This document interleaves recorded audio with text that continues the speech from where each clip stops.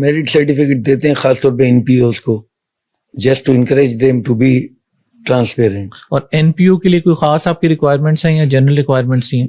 नहीं, एनपीओ के लिए तो पिछले 3-4 साल से क्राइटेरिया अलग से बनाया गया है, क्योंकि एनपीओ का जो फंड प्रोवाइडर है वो तो डोनर है, and donor also want transparency, he wanted to use the utilization of funds, and NPO receive fund from various source, some are called donation, zakat, and the user want to know the specific utilization.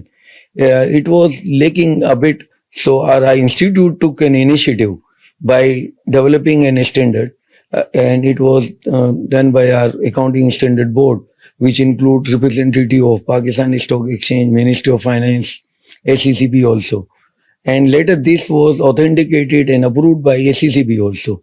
So by virtue of that, all NPOs will now be required to disclose the utilization of their, specifically the Zakat fund. So it's a big achievement by ICAP and SECB, and also ICMP is also the partner in these efforts.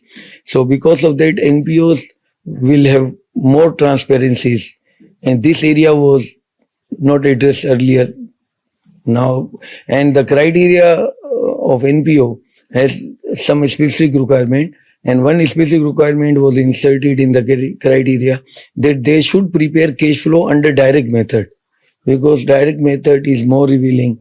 It can address where the funds are specifically, where the funds were specifically received.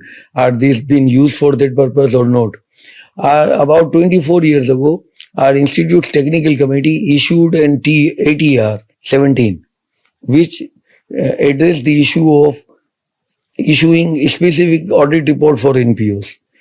Later it was amended. Now it's again under revision, and this revision will take care to include those companies which are not comes under the umbrella of SECB under section 42.